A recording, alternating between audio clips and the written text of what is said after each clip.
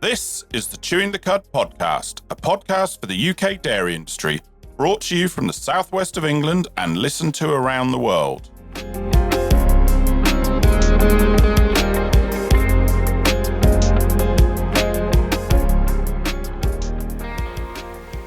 Hello and welcome to Chewing the Cud podcast. My name's Andrew Jones and with me as always is Sarah Bolt. How you doing, Sarah? I'm very well, thank you, Andrew. How are you? Yeah, I'm not too bad. It's cooler today. It's been a little bit warm recently, hasn't it? Over 30s for 3 days, was it? I know. For May, that's just mad. Absolutely mad. But they tell us we're going to get more like this, don't they? Well, I guess we'll have to wait and see, won't we? Ultimately, but yes, no, it is, and I will say it. Just make sure you're safe out there with a hat and some sunscreen. And if you want to know why, listen to our episode 2 episodes ago on melanoma. It's well worth a listen if you haven't already.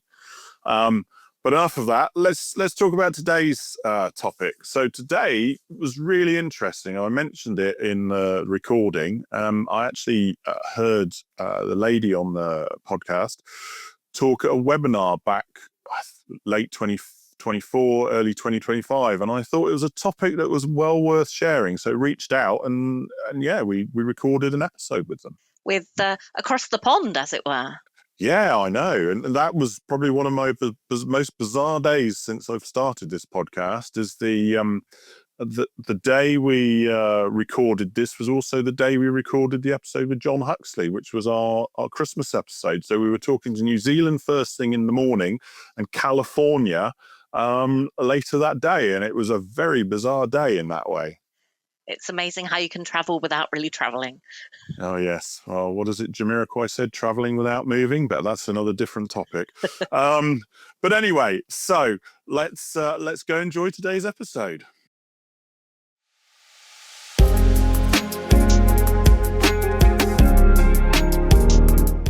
This podcast has been brought to you today by Chewing the Cud Limited, who offer completely independent dairy and beef nutrition, cow signals advice and training, along with ROMS mobility scoring.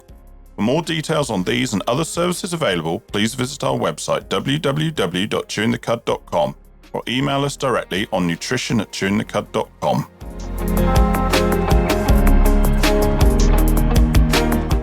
Chewing the Cud Limited now offers first aid training from a registered first aid at work trainer and experienced minor injuries practitioner.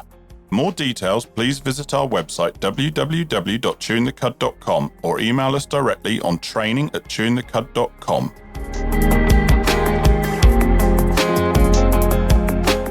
Hello, I'm Andrew Jones. And I'm Sarah Bolt. And welcome to the Chewing the Cud podcast, a podcast for the UK dairy industry. Farmer, advisor, processor, and everyone else. We have topics and episodes that will interest you. We discuss the practical and the technical aspects of different UK dairy industry topics. We aim to make you think about what you're doing and ask yourself, can it be done differently?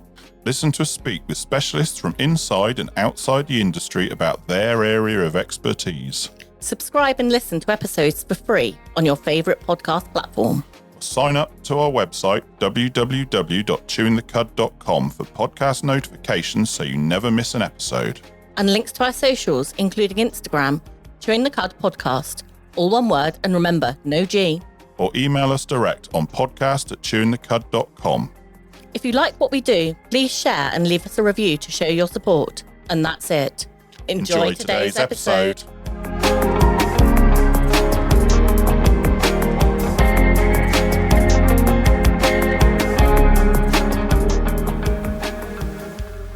So hello and welcome back to Chewing the Cud podcast. Our guests today are Kelli Hutchings and Matt Strickland, all the way from the US. So it's good afternoon from us, but good morning to you both. How are you doing? Great. Good. Said with such enthusiasm, Kelli. It must be early with you guys, but yes. So as we record this, it's late 2025. We won't hear this till 2026. But I originally heard Kelli talk about this on a webinar. I thought it was early 25, but Kelli said late 24. So it's been a little while. And so her and Matt have agreed to join us. So it was a really interesting webinar that DeLaval had at the time, which was basically cake-free robots. I mean, the conventional wisdom is that you've got to chuck cake at the robots. But before we get talking about that, Kelli, if we can start with you, what got you to where you are today? Well, I'm just wrapping up my 33rd year in the feed and grain industry here in Colorado. And no, I did not start this journey when I was 12, so don't ask me my age. But in 2018, I left the current feed mill manufacturer that I was working for and went out on my own and started Kelli's Ag Service. And I'm basically a feed area manager advisor for the dairies that I work with, because the majority of the nutritionists that work with the farms here in Colorado do not live here. And so I'm their eyes and ears on the farm. I'm on the farms every week. I guess you could call me a Gal Friday, walking cows, checking manures, sampling forages, feed inventory, etc. And then in 2019, the local DeLaval robotic dealership came to me and said, hey, we're putting in a few robots and we need a herd management advisor. Would you be interested? And I said, sure. I at that point, Andrew, I didn't even know that robots could milk cows, because there's not a whole lot of milking parlors in a feed area or a cornfield where I kind of live. And so those few robots ended up being 62 V300s milking 4,000 cows. So my learning curve, my comfort zone was pushed really hard out of what I could do in my sleep. And then through that journey, then DeLaval reached out to me and they started subcontracting me to help with dairies around North America. And that's how I met Matt Strickland. So I'm a feed lady by trade who got sucked into robotic milking. And Matt, what about yourself? Yeah, so we milk about 2,200 cows here in Merced, California. 500 of them on VMS. I'm a fourth generation dairy farmer. Great grandfather immigrated from Holland in the 1920s, and my grandfather was a large animal vet who decided he wanted to dairy in the 70s, and he moved us up here to where we're at now. My parents were in the business for a while, but when I got out of college, they wanted to get out of the business. So my grandfather and I purchased the herd from them. And then in 2014, I believe, my grandfather decided he wanted to retire. So my wife and I purchased our herd from him. We started looking at going robotic around 2017, 2018. So we really had a good labor force that we wanted to keep. I was kind of worried about losing some guys to better jobs. So we wanted to create some higher end, higher paying jobs. So we thought that by going robotic, we could provide those. So that was kind of the initial push to get into robots. Since then, labor has become more of a challenge. And now it's like, oh, great, we can save a lot of money with a lot of money on labor with these robots. So it's kind of a different challenge today than when we started. But yeah, that's kind of how we got to where we are today. We started milking with the VMS in July of 2022. So we're about 3.5 years in today. And you say it's only 500 cows through the robots. What are the other 1,700 milked through? We're going through a double 22 herringbone parlor. We got a Germania parlor in there. We kind of revamped it because it's showing some age. So we still use the Germania stalls and the Germania arms, but we've gone through and put in new takeoffs and all new pulsation and things like that. But that's kind of going to be the next phase in the next few years, is what are we going to do with that parlor? Because it really is starting to show some age. So we got to decide, do we want to remodel that? Do we want to go with more robots? What do we want to do? But the jury's kind of out on that still. We're not positive what we want to do. We're just kind of starting to gather information on that. So how many robots have you got, Matt? 8 total. So 8 for those 500 cows. Yeah, and it's 4 pens. The robot room sits in the middle of the freestall barn, and so we have 2 robots per pen. We are a fully guided flow system, so the only way for a cow to get to the feed bunk is to go through the sort gate. We also utilize sort pens for cows that we need to treat. And also we use those as training pins also as we bring in new heifers or new cows to the robots. They live in those sort pins for 2 to 3 days as we train them. And have you found a transition from, forgetting about what we're here to talk about, but from let's call it conventional milking into the robots? I suppose you've got that flexibility. If the cow doesn't suit the system, you can put it back into the conventional system. Yeah, we definitely utilize that. It definitely helps to be able to do it that way. Because there are some cows that they don't fit the robot barn, whether it's temperament and they don't like going into a box stall, or whether it's teat placement or things like that, right? But we definitely have the flexibility to move cows back and forth. It keeps the robots a lot more efficient. Yeah, because you're making sure you've got the cows that fit the system in there rather than messing around with cows that don't. Yeah, exactly. Exactly. So, as I started this by saying, conventional wisdom is that you need to put cake through the robots, concentrate through the robots. Before I start, something I was reading an article about yourself only yesterday. Or maybe Kelli might be better to answer this. What is the usual level of concentrate fed through a robot in your part of the world? So based on the farms that they've had me on, they're primarily guided farms. I don't do a lot of work with free flow barns, but 6 to 7 pounds of concentrate is kind of an average, or was kind of an average, until we really got into this. Do we really need the pellet, or the cake, as you call it, in the robot? Now, for example, out in California, almost all of our guys out there now are down to that 2 pounds, just enough to keep her occupied for the 6.5, 7 minutes that she's in the box. Yeah, the reason I ask is the article I was reading yesterday was talking about, you're saving £10 at the cost of buying £10 of cake. And I was like going, well, that's only like, what's that, 4.5 kilos? And like most of the robots I know of, they usually feed up to about 10 kilos through the robots. And a client I had that took robots out, they were old forward robots at the time. Like we got it down to about 2.5 kilos. So what's that, £5 a day? And then if we got it any lower, that sort of increased the what's the word, the list, to go and get them and bring them up to the robots. I can't think what the list I'm looking word is. Fetch list, what we call it.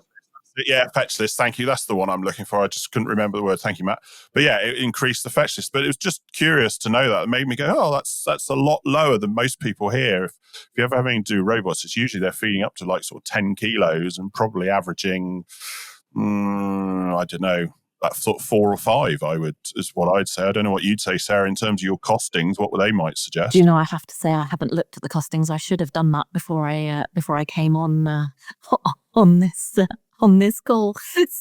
So for Kelli and Matt, I work for a company called King's Hay, and we actually have the largest dairy costings service in the UK, with over 2,500 or sort of just about 2,000 dairy herds on our costings. So it's about a quarter of all of the dairy farmers in the UK would be on our costing service. So I should have looked that up.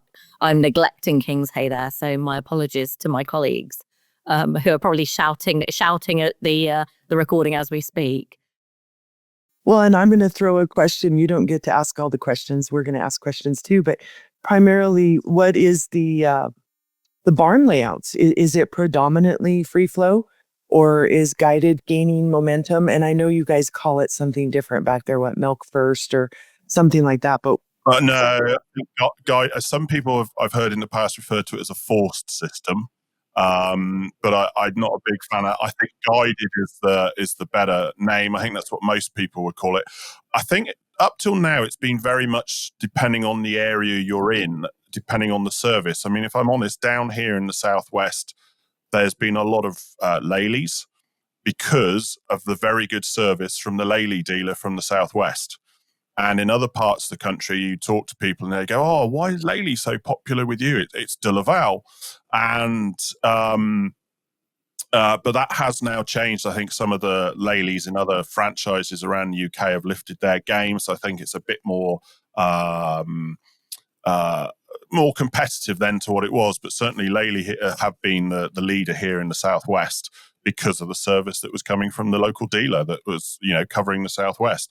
But it is interesting. But that's not to say, again, even there's local pockets, because I can think of a particular DeLaval dealer up where I grew up near Frome, and there's a lot of DeLaval robots around there simply because there's a good DeLaval dealer around there. So a lot of it comes back to what your service and support is, doesn't it? Let's be honest. People do business with people. For sure.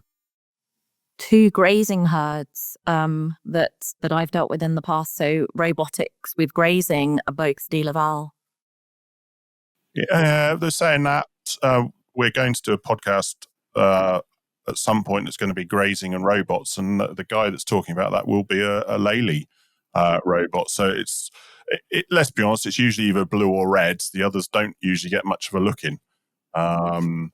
But yeah, no. So that's where it is for that. But it's interesting. I'll mention it now. I did a cow signals course only the other day, and that was a DeLaval system. But it was a system I'd never come across before. I mentioned this to you earlier, didn't I, Sarah? And you said you had. He had out-of-parlour feeders as well as the robots. And I said to him, why have you got out-of-parlour feeders? And he said, because the robots are expensive feeding machines. Otherwise, they're there just to milk. So I feed a minimal variable amount in the robot, and then everything else is topped up in the out-of-parlour feeders. So the sort gate, instead of, you have your sort gate into the robots out to the beds, it was into the robots or into the out-of-parlour feeders. Then once they had a top up there, if they were allowed one, then they went out themselves back round to the beds. But it was different. It's the first time I'd seen a system like that anyway. Yeah, I'd come across it just once before on a quite a small farm that tried to make the robot as efficient as possible by therefore using out-of-parlour feeders just to get that concentrate into them, really. So yeah, this guy was about 180 cows. But anyway, we're here to talk about the other way. Matt. Yeah, I think just to comment on that, I think that's the beauty of robots. There's about 1,000 different ways you can do it and make it work. And that's kind of been one of our messages with this, no pellet or no cake in the robot is, this is just one way that we thought we could do it, and it's an option. We think that we've proven it's viable, but it doesn't necessarily fit every scenario or every barn layout or every nutritionist strategy either. So if it works for you, great. But if not, find a way that works for you. Well, let's be honest, it's any dairy farm, isn't it? No 2 farms are the same, no matter what, even if you've got similar systems, it's what works for you, and that's ultimately what it's about. But taking that step back, Matt, what made you decide to go, hey, let's give this a go with no pellets through the robots, when conventional wisdom is you feed pellets through the robots? Yeah, there was a few different things. The first was I was talking to my grandfather. I think it was even before we started milking, and I was kind of explaining it to him how the robotic system works and how they got feed in the robots and this and that. And he says, well, that's kind of going backwards. We used to feed in our grain in our parlors, but we shut that off a long time ago and went with TMRs, and it's so much better. And he said, and I said, well, that's how it works. It's how you do it in robots, right? So that was kind of my first, time I kind of thought, well, yeah, maybe this is a little backwards. But then once we started up milking, we had some issues with our grain system, and it was kind of like, man, this is a whole nother section of the robotic world that we have to manage. We have to manage this grain system. And when it goes down, the cows would stop going to the robots because they somehow they all find out real quick there's no grain in there, and they decide we're not going to go. And then, Kelli has been with me since a few months before we started up. I want to say about 6 months before we started milking. So we kind of, been working on this project together for a while, and she had kind of a similar idea. I was kind of complaining about it, and she's like, well, what if we could just do without it? And I just said, yeah, I've been thinking the same thing. Like, why are we doing this? We don't do this in our parlor. as an industry, we've gone away from PMRs. Why are we doing this? And so we kind of sat down and tried to make a strategy on how we thought it could work. Okay. And then what was that strat? Once you said, okay, we're going to give this a go, what was the process of making that strategy work? So we knew that cows that were on the pellet, when the pellet ran out, they didn't want to go. So we didn't want to pull it away from those cows because we thought we already know what's going to happen there. It's going to fall apart. So the idea was, let's bring in, anything new to the robots, which at the time for us was mainly heifers. We didn't bring in too many mature cows into the robots. So we said, well, when they come in, let's just start them with nothing, and they don't know what they don't know. And we'll see if they can navigate the system and figure it out without the enticement of a bait. So that was kind of that's kind of how we got started. And then once we saw that was working, then the next phase was, well, let's see if the cows that are on pellet, let's reduce their intake and try to wean them off it. And at least get them down to a minimal amount of feed. And we kind of started that direction. And I should back up a little bit too. Another reason that we kind of thought about doing this was herds in our area were seeing lower butter fat and milk components in their robotic herds. We didn't see that as much. We had a pretty good training protocol, so our cows were getting to the bunk and eating the TMR out there pretty good. So we didn't see as much of a decrease as other herds, but that was one thing we kind of thought was are these cows filling up on a pellet in the robot and not going out to the bunk and eating all the stuff that makes the milk? So that was another reason we thought, well, let's try to lower this and get these cows to eat more at the bunk of what makes milk. You said earlier your robots are in 4 pens. Did you do this on a pen basis then with those fresh heifers so that then they weren't getting a, sniff of any leftover pellets from previous cows and think, well, I want this and it's not being given to me? No, we didn't. That was something that we kind of got criticized for a little bit along the way was, well, these cows they're probably licking up the leftovers in the bowl or whatever. But I can tell you this, the cows that are on pellet, they like it. It's good. When we would go in there and look afterwards, those bowls are clean. Unless there was an issue with the robot where it was just dumping way too much or something like that. But, we started going in and taking pictures of cows that were on pellet once they leave, and those bowls were slick clean. So we didn't really feel that was too much of an issue. But we also just didn't really have the capacity and the ability to be able to segregate one pen for that. Plus, we kind of said, look, this is real world. We're just going to roll with it how we would normally manage a herd. We're not a university. We're not going to, dedicate this pen and be less efficient, right? We still got to make money. So let's just do it organically and see how it goes. And Kelli, from your point of view, you're managing this, I guess, from the robot side for DeLaval being being brought in as the herd management specialist.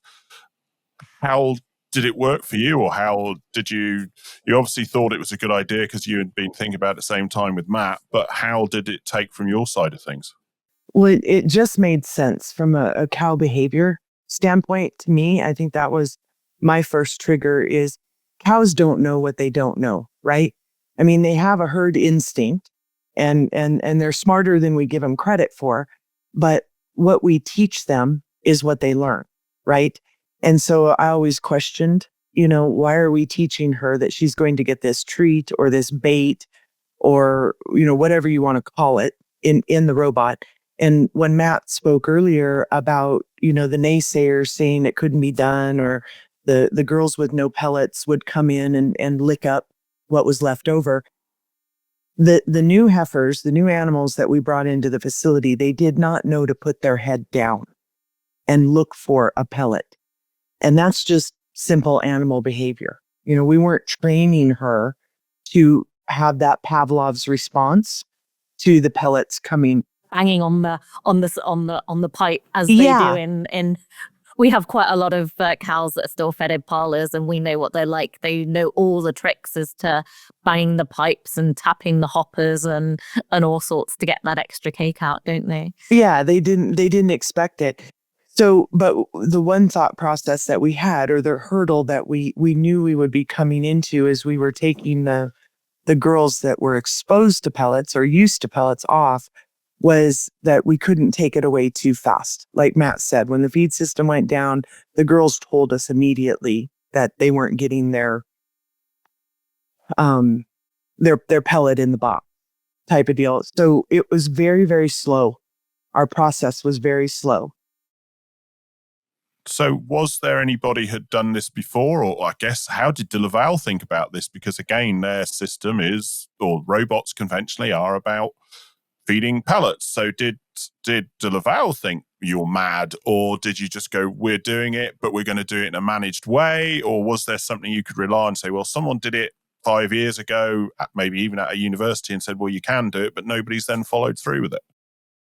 I think it was kind of a mixed bag. There was a few people at DeLaval that didn't think it was a good idea, didn't think we should do it. And I've always kind of said, rightfully so. They got a product that they want to look good, right? So they don't want to see it fail. But there was also, another handful of DeLaval people that were really like, yeah, try. We don't see why it shouldn't work. Let's just go for it. And there's so much data on robots, you'll know real quick whether it's working or not. Kind of the interesting thing when we tell people this is, you say something in the robot world and about this, and they go, "Oh, no, it can't work. It doesn't work that way." But you tell a conventional dairyman this, and they're like, "Oh yeah, no, that makes sense. So you don't feed grain in the parlor. So what's the difference, right?" But yeah, from DeLaval, it was a little bit of both. And there were some that were hesitant, and there was some that were really, really pushed forward and said, yeah, keep going. And we kept looking at the data. We kept looking at things to we're just going to do this and say, yeah, we're right. We're going to make it work or whatever. If the data told us otherwise, we're going to shut it off. But no one could ever point out a place in the data where it showed it was failing.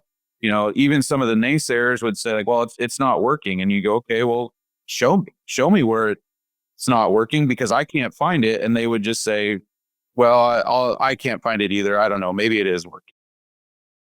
So you got it working with the new heifers.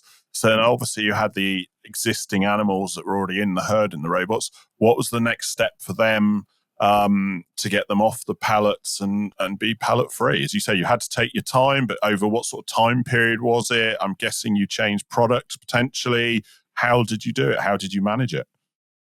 So what we did is we decided when they came back from the dry period, we just wouldn't give them any pellet.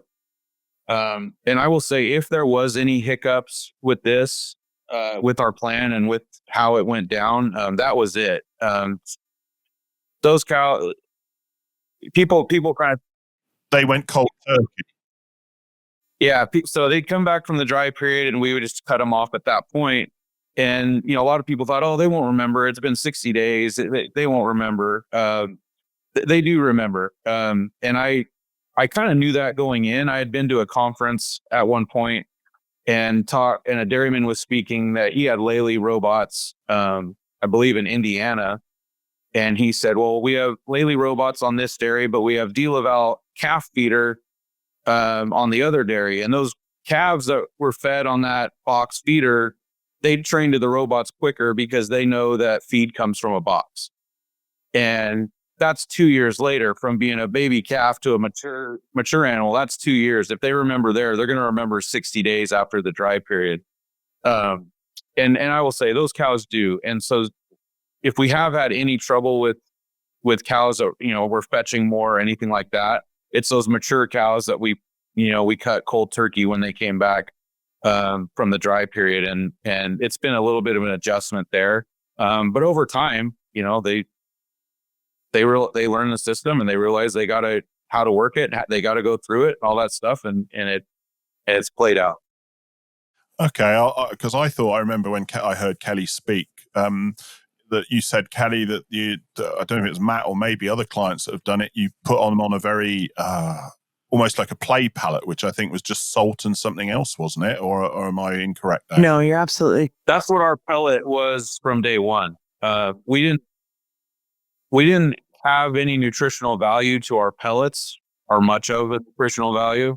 So even the original pellets were just simply that. They weren't what we would think of as a concentrate going through the robots. No, because we wanted to be able to feed our conventional herd and our robot herds off of the same load of feed. That way we could be efficient with our labor in the feeding area. So we didn't want to have a specific ration based around a pellet for our robots that we got to make a special load for them and not utilize the full volume of the truck. Ah, no, that makes sense. That was something I wasn't aware of. So yeah. So they were on a full TMR, apart from the fact they had a very basic play pellet then to get them to go through the robot. Right, I hadn't realized that. Yeah, and that was another reason, actually, talk about why we did this. I get my first bill for these pellets, and I'm like, paying a lot for a salty flavor, right? Well, and that's one of the biggest questions, Andrew, that I get as this has gained momentum.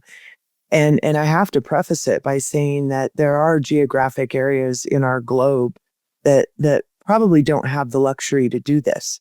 We're very fortunate out here in the Western United States to not only have a wealth of feedstuffs or feed options for our girls, but very highly digestible forages and very palatable forages.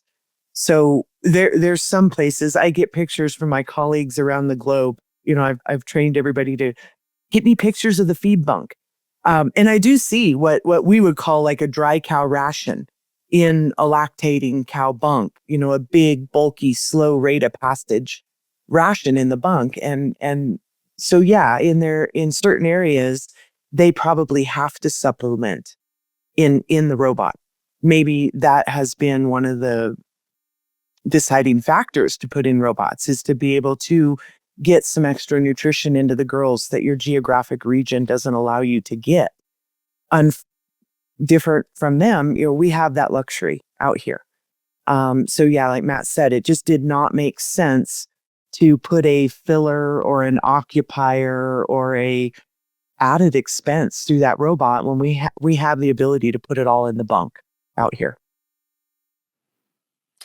And so from your point of view, Kelly, I'm guessing you're probably watching the figures as much as Matt when this happens. Were there any Maybe hiccups? more. Well, yeah, exactly. As you say, DeLaval want to make their product work, don't they? Was there a drop off? Were there increased fetches? Were there, I'm guessing it wasn't as smooth. You said, Matt, they did pick it up. But if you looked at the figures, Kelly, what were they showing you when this first kicked off? What lessons could be learned? Well, the biggest lesson to be learned is if you're on pellets right now, just like Matt said, our hypothesis was, will the girls remember through the dry period? But I think our biggest concern was, as we started taking the pellets away from the girls that were in the herd that had known this system with pellets, slow and steady wins the race. It's a marathon, not a sprint. No different than taking the pacifier away from the baby. So we had to do it in very slow increments, so that we didn't crater not only milk production, but visits and flow through the barn.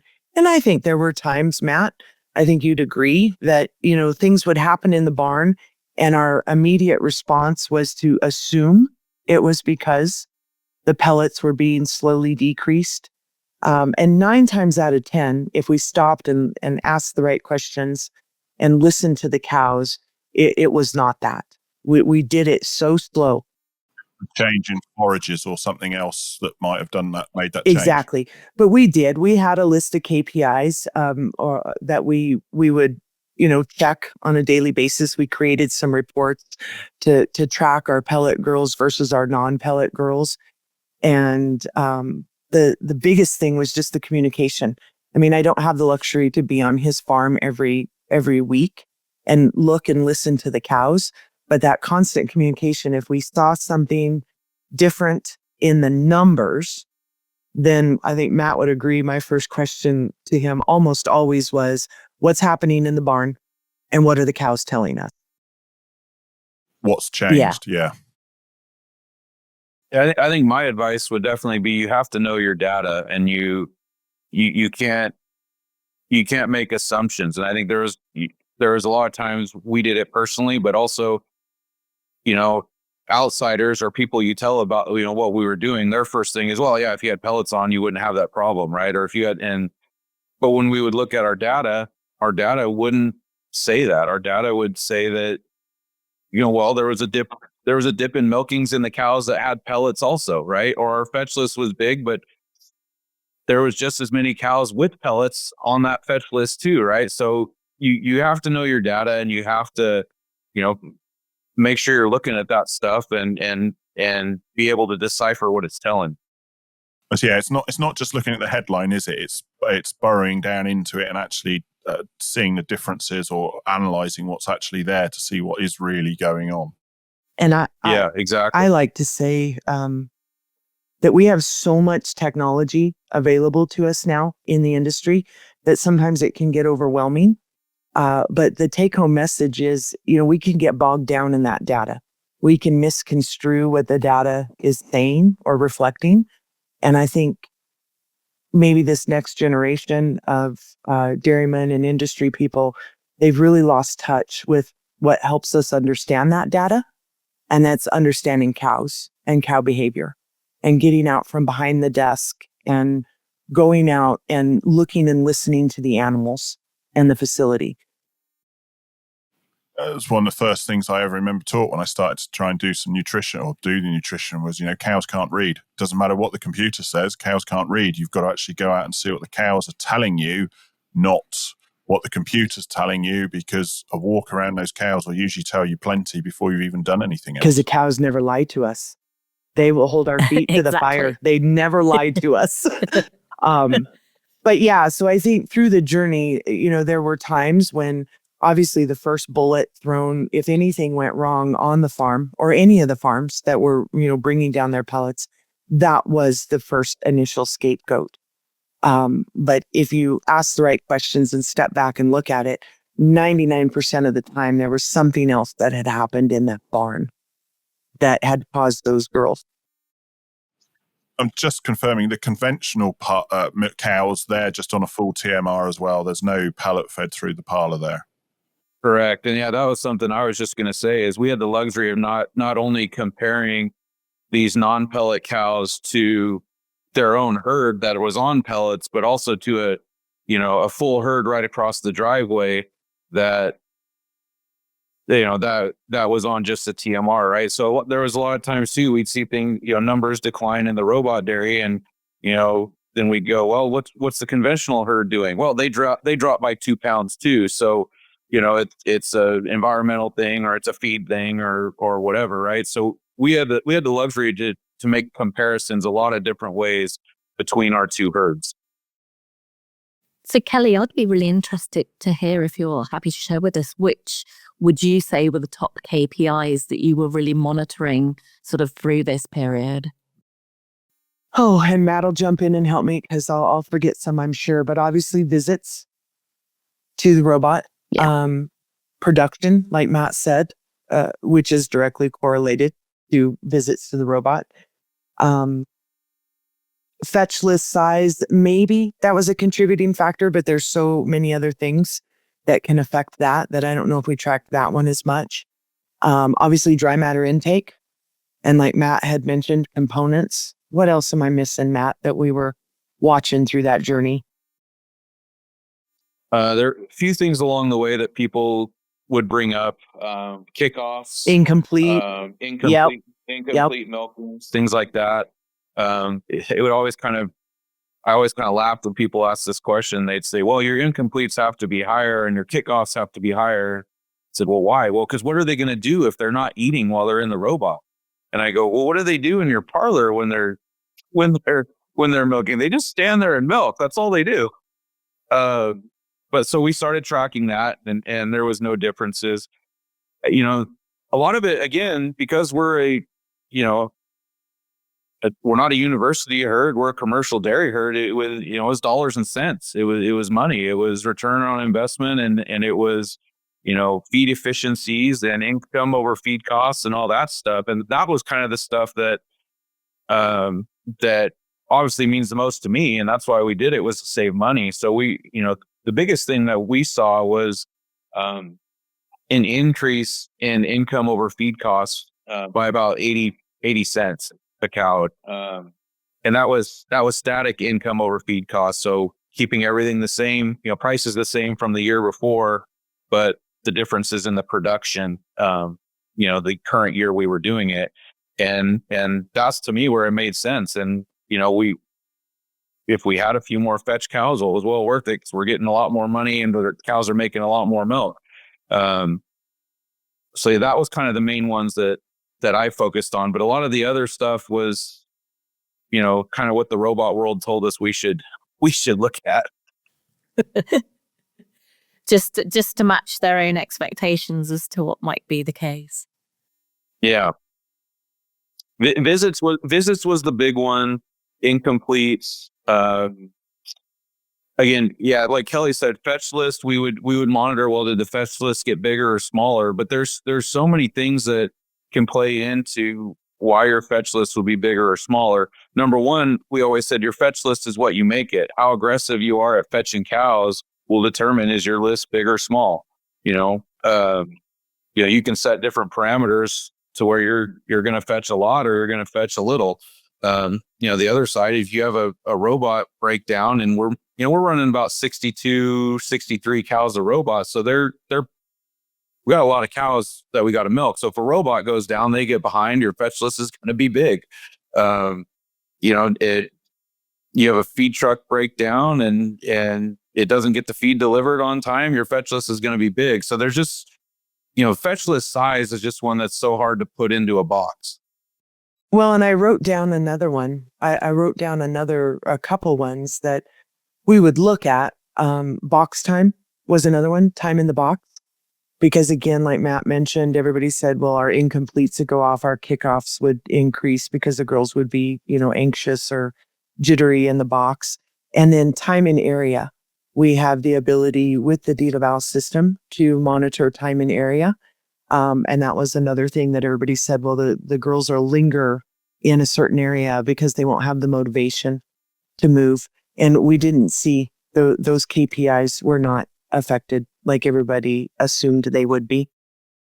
So you've switched those, you say after they've recarved, you switched feeding those pellets to those cows. How long did it take them to adjust? Because there must have been some period of adjustment for some of those cows. Was it some cows ended up back in the conventional system? But I guess you had no pellets there either. So, I mean, how long has it taken you? And I mean, I guess, I don't know when that was relative to today, but where are you now on that journey? Is everything pellet free now through the robots? We're currently, everything is pellet free now. And how long's that taken you? Since we started this, bringing in the fresh heifers without pellets, we started January 1 of 2023. And our last cow with pellets, we just dried off, I believe in October. So, coming up on, 2.5 to 3 years is what it took us to wean them out altogether. And so you're now officially pellet free. Yeah. Now we're officially pellet free. As far as, those cows adjusting, I don't know that I could put a time frame on it. I mean, it seems like some cows take off right where they left off and other cows don't. Again, a lot of those were older cows because this has been so long and how we did it. Some of those are 3rd, 4th lactations now. And along with, being old comes more problems, right? So, is she a little bit lame, or is she, got some health issues, or is her teat placement not right? So some of those cows are I think would have just weaned themselves out of the herd anyway. But I don't know that I could say, well, that it takes her 2 weeks to adjust or 3 weeks to adjust. I think most of them, maybe they're a little disappointed in the beginning, but I don't know, they take off pretty quick. And we're not moving too many of those over to the conventional herd. most of them stay in. Those older cows, they adjust pretty quick. If anything, more of the cows we move over are heifers that we either don't do a good job on training, or we kind of just run out of space and we have more return cows coming. So we want to put cows with more milk in there, and we move the heifers over to the conventional farm, and we call that the permanent fetch dairy. They get fetched 3 times a day. So in the UK, we would often use the KPI of daily litres through the robots, as well as sort of the number of cows on that robot. Would you know how many litres you're putting through your robots a day? I wouldn't know in liters, but I know in pounds. Or pounds, yeah, sorry. We're kind of ranged between 5,000 to 7,000 pounds. I'm not very good at the maths. Are you any good at doing the maths for that, We'll Andrew? sort it out. We'll sort it out. Well, pounds, say per kilo, that's 2.2 pounds per kilo, isn't it? So And you can that say gives you a kilos and rough litres, idea. yeah. So But I mean, what is the herd's overall production in the robot and your conventional dairy, just as a comparison now? Right now, we're about the same. We're running about 94 pounds on both herds. And that's what it is today. We're a little disappointed. We do think we should be outperforming on the robot herd. So we're trying to, figure out exactly why. We've recently made some adjustments in our milking permissions. We kind of found some issues that we had with the permissions we were on for a while. So we made some adjustments, and we're seeing some things increase. But that's real recent. That's just over the last probably 6 weeks we've been playing with that. So again, there's so many factors in what comes into play on robots that, sometimes it takes a while to figure out what's the issue. And did I read, now tell me if I'm wrong, that you've seen improved fats through the robots as well since you've made this change? Yeah. So our energy corrected milk jumped up, I want to say it was between 2 and 3 pounds from 2023 to 2024 when we weaned off the pellets. And currently our butter fat is higher on the robots than our conventional herd. This past month we were, I believe, like a 435 on our robot herd and like a 425 on the conventional herd. So we're a little bit higher butter fat on the robots than the conventional. So energy corrected, we run about 1 pound higher on the robots than the conventional, but flow is about the same. But otherwise, they are on the same diets. Yeah, exact same diets. And so we milk on the conventional herd 3 times a day, and we're running about 2.5 milkings on the robot herd. So they're not getting milked as much, and they're making just as much, if not a little bit more, of energy corrected milk. that's really interesting. I was expecting you to say that the robotic and milked ones would be milking more than 3 times a day. So that's really interesting in itself, because here we'd probably be averaging sort of 3.5 milkings through a robot, Andrew. I think that's probably not far off. Yeah. We don't see many robotic herds here in the States that run 3+. Most of them are in the 2.5 to 2.9. 2.9 would be a lot. Maybe I've got it wrong then. Maybe I've got the wrong in my head. The other thing could be, I think it seems like Laley's, there's probably different in philosophy between Laley and DeLaval. It seems like Laley herds sometimes milk a few more times a day than DeLaval herds. I've kind of heard that thrown around out here. A lot of Laley herds milk 3.1, but DeLaval kind of runs in that 2.8 to 2.9. And I think it's kind of a philosophy of stocking density, maybe the amount of cows you're trying to milk on a robot. If we're milking 40 cows a robot, we'd probably be milking them 3.1, 3.2, but we're milking 62, right? And I'm not sure that's what Laley's strategy is. That's just, I'm just kind of rolling the idea through my head. Well, I mean, that's one of the arguments of the whole guided system, isn't it? Is you can get better throughput through the robots, because the fact that the guided system, they are sorted when they want to come to the robot. They are pre-sorted, and if it's too soon, they're swung straight back round into the beds. Whereas if it's time to milk, they go into the milk. Whereas, of course, with the Laleys, and I'm not trying to say one's right or wrong, with the Laleys, they sort them in the box at the time, don't they? So you don't quite get the same throughput of cows because there's time taken up. There's, what's the term? Not involuntary, but there's time taken up being in the box being used to sort the cows. Whereas with the DeLaval, the guided system, the sorting's already been done, hasn't it? Yeah, and I think that's probably one of the biggest misunderstandings that I hear as I travel the country, different color boxes, whatever, is understanding the facility design. When you ask those questions about KPIs, we're not comparing apples to apples. When we compare numbers in a free flow barn versus numbers in a guided barn. So understanding the facility design, and then again, my mountain to die on is always understanding cow behavior and what motivates her to move through the facility. And in our case, in the guided systems, we're using that TMR. We're using her natural instinct to seek out feed and water.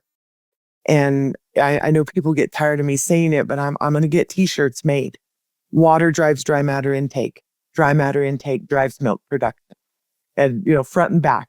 So understanding the facility design and understanding what motivates the cows to move through the facility helps us better understand the differences in the KPIs that people report. Yeah, that makes sense. Now, we've talked about guided and unguided system here, but am I correct that, has anybody tried this from a free flow system? Or my understanding is the recommendation is this really wants to be a guided system if you want to try this pellet-free cake or pellet-free robots. Yeah, right now, obviously, we've proven that it works in the guided and the modified guided systems, whether they're commingled commitment pin or toll booth layouts in that. I know of one free flow system that has successfully gotten their girls down to 3 to 4 pounds of pellets. But I'm going to reserve judgment on whether or not it would work in a free flow system, because again, that is a motivator for the girls to come to that box. A lot of people think it's because of that udder pressure. And I had a discussion with a producer on Monday about that. He's absolutely convinced that that's the only reason his girls come is udder pressure. And his farm, his way. But, we've got videos of girls standing out in the feed alley or the bed alley, leaking milk because they know that feed truck is going to be there in 30 minutes. And that's what they're waiting for. So as of now, I don't know of any free flow facilities, but I do know of a few that are coming down on their pellets. So Kelli, what do you think motivates the cows, or what drives them to make this system work? It's obviously, again, like I said over and over again, it's working with her natural instinct to seek out that feed and that bunk and that high quality forage and that highly digestible TMR is what guides her through that system. That's what motivates her through that system, so that we don't have to go out and manually motivate her, i.e. fetching her. So Matt, what's in your diet then on that case? I'm guessing, is it alfalfa and corn as the main components for the forage? Mainly corn silage. We have some wheat silage. We do have a little bit of alfalfa, hay, and not as much as we used to. Alfalfa has been pretty expensive in California, so we kind of minimized alfalfa in the ration. But we have wheat hay in there is the other forage, and then we have a lot of byproducts in California. We're able to feed almond hulls, canola meal, soybean meal. We have whey from a cheese plant. We do utilize a little bit of alfalfa. It's alfalfa and wheat hay that falls out of a chaff, or it's a chaff that falls out of a press from an exporter near us. So we're able to get that hay at a little bit of a discount. So we feed that to our milk cows. That's kind of it, but it's mainly corn and wheat silage and wheat hay and a little bit of alfalfa is what makes up the forages. Okay, a few different from over here, but we all understand what you're doing. Definitely. But I'm sort of looking at the time and thinking it's time we start wrapping this up. So let's start with you, Kelli. Any last words of wisdom of what you've learned from this that you think people should know? Oh, I could have prepped that better, but don't be afraid of change. Don't be afraid to try something. And then, I always go back to listen to the cows. They will tell you if you're making a right decision or a wrong decision for them. And no two herds are alike. And patience is a virtue if you're trying to decrease the amount of pellets through your robot. I mean, we've proven we can start them up without it, and they don't know what they don't know. But if you want to look at this strategy and bring them down, you have to be patient. I have to say it has to be a guided or a modified guided barn right now until proven otherwise. And then obviously we need everything in the bunk, everything in the TMR, all her nutrient needs in that bunk to make it successful. Yeah, because just a thought I've had, just to clarify, you're not feeding any kind of liquids or anything like that through the robots at all, are you? As an enticement, there is absolutely nothing going through the robots. We use robots to milk, not to feed. Yeah. And Matt, any last words of wisdom from yourself? Yeah, I think on top of what Kelli said, know your data, know what you're looking for in the data, be able to interpret it, but also keep your robots maintained. You'll get wonky numbers and the data gets hard to read if your robots aren't working correctly. And that's a big part of the system, obviously, and you want to make sure it's working correctly. So be able to interpret your data, know what the cows are telling you, and keep your robots working to the best of their abilities. Just thought of a quick question for Kelli. Now, obviously, more than Matt, other people are doing this other than Matt now. What's the biggest herd and smallest herd you've got using this system with no pellets? With no pellets, biggest herd is 8 robots right now. But there more and more robots are going in that are just choosing not to put in the feed system. So there is a 20-unit barn that will be firing up here soon with they're not even installing a pellet system. They've seen what we're doing. So 8 robots and 500 cows. Yeah, and smallest? Smallest would be the Canadian guys up there in Ontario. They have just embraced this wholeheartedly. So 1 robot is the smallest. So I just think it can be done. No matter what your herd size, it can be done. Yes.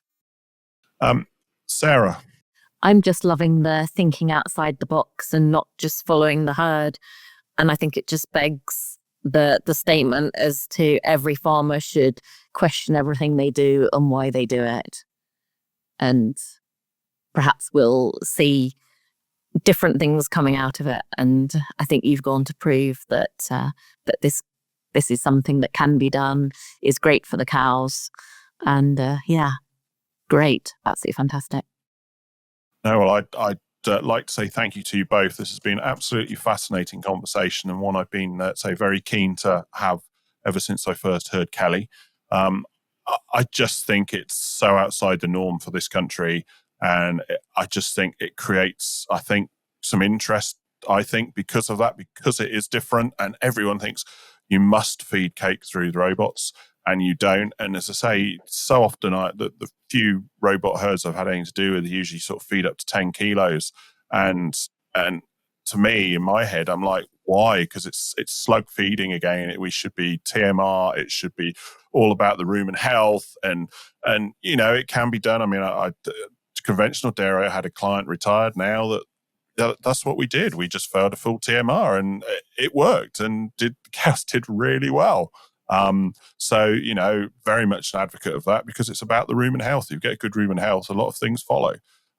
So no, it's been absolutely fascinating talking to you both and really enjoyed it. So thank you very much. So otherwise, I guess it's a goodbye from me. It's been a pleasure speaking to you both. It's a goodbye from me. All right. Thank you guys. Same here. Thanks for having us on. We appreciate it. Thank you very much.